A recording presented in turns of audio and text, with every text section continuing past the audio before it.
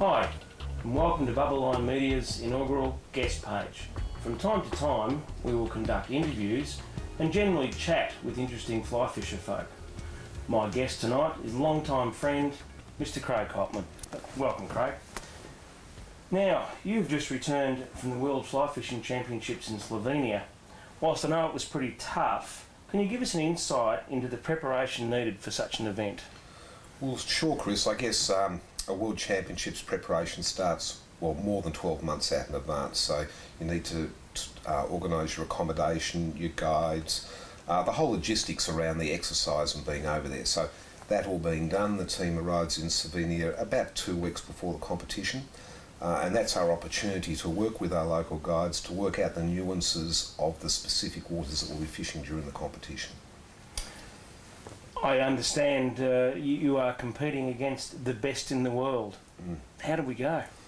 We didn't have a great result this time, Chris. We finished 22nd out of 28 countries, which is one of our worst results. But having said that, I think we learnt a lot from the experience as well. Biggest problem always when Australian teams travel to Europe is grayling. Whilst they eat the same bugs the trout eat, which we're used to in Australia, they do it in a different way, and it always takes Australian teams a bit of time to come to terms with grayling. There are 7 members of each team? Yeah, we have 5 competitors and a reserve, and then we'll take a manager and a captain as well. And on this occasion, we did sub in and out our reserve on a number of occasions. Why would you have to sub your reserve in and out? Oh, that was part of a decision made by the Board of Fly Fish Australia beforehand to, I suppose, give all members of the team equal opportunity to compete in the World Championships. So, okay, out of those particular fly fishermen, was there a standout Aussie? Not in the results, but I believe in what they learnt from the experience and the way they approached the whole thing. I'd say young Leuben Pfeiffer from South Australia. Leuben's only 26. 26? Yeah, and he's got really, if Leuben can stick with it, which I believe he will, he has a huge future ahead of him in competition fly fishing, just from the way he approached it and the way he was. He's always inquiring, he's always learning, he's not precious, he doesn't become opinionated, which some of the older competitors can at times. So he's just like a great big sponge and he's absorbing it all, and I think he's going to be a very good competitor in the future.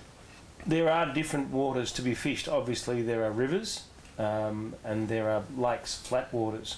Can you just quickly talk to us about those? Well, sure. We fished 4 rivers and 1 lake during the competition. Really, the lakes in Slovenia, let's face it, you wouldn't go to Slovenia to fish lakes. It was almost like a token lake. But the rivers are out of this world. We fished 1 river twice, like in 2 sections, then we fished a bigger river and a smaller river. So really it was right across the gambit of 3 different sized rivers that we fished in, all crystal clear. And I mean, I have not seen, all around the world, I've never seen water quality like this. And the surrounding stone is marble and limestone, so the bottoms are white. So you've got crystal clear water, white substrate. It is an idyllic place to fish. Obviously then there are different techniques in being able to fish these waters. Can you perhaps just give us an overview of those techniques? That was probably one of the most exciting bits about this competition. Often they will tend to be dominated by 1 or 2 different techniques, like when we fished the World Championships in New Zealand. Magnificent fishing, but if you weren't nymphing, French nymphing, you weren't you weren't, I suppose, up the top, so you had to employ that technique. In Slovenia, you had to employ the technique that was most appropriate for the water or the beat that you encountered, and fish were caught swinging, as in with sunken lines and lures, also with floating lines and soft hackles. Equally, they were caught on micro nymphs, they were caught on big nymphs, they were caught on big dries, and they were caught on tiny little single plume upwings down to size 18 and 20. And you had to be adaptable in your technique to suit the water you were fishing. One of the biggest mistakes you can make on a piece of water is to try and make your preferred technique suit the water. Doesn't work that well. You've got to actually use the technique that's correct for the water you're fishing. You were a non-fishing captain. In other words, you weren't a competitor, you weren't fishing necessarily in the competition. Did you in fact have a chance to fish those waters before the competition or after the competition finished? Oh, definitely. Look, certainly in our preparation before, whilst I'm there working with the team, developing their training, etc., that doesn't mean I don't get out in the water. Now, sure, I may not fish as intently as my team members do, but I got a great opportunity to fish the water. And I think it's important for a captain to be able to do that too, because you get a feel for the pace and the catch rate of the water as well. And that helps you when you're developing your strategies for the competition. So you would pass on the knowledge that you've learned in your own fishing to the competition members? Oh, 100%. And a lot of it's interpretation. Captain's job, it's like a coach. So I've got to bring in all this information from the other 6 anglers plus our team guide, and I've got to put that into a format that everybody has ownership of, and that's very important. So mutual respect is very important on a team, and everybody has to have ownership of the team plan.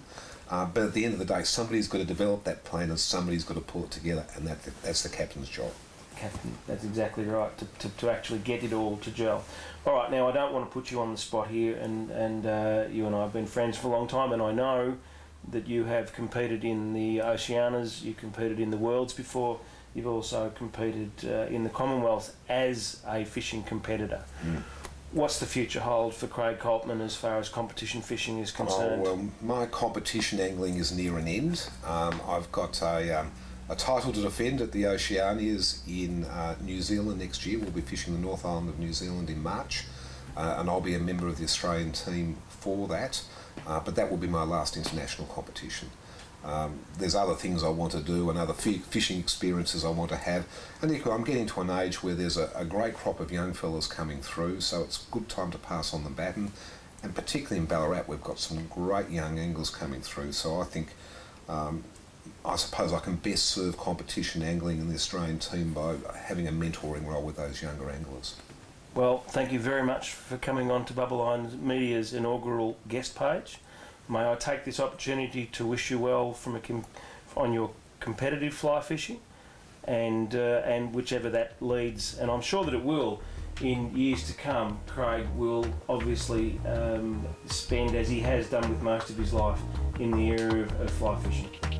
Cheers, Craig. Thanks, Chris.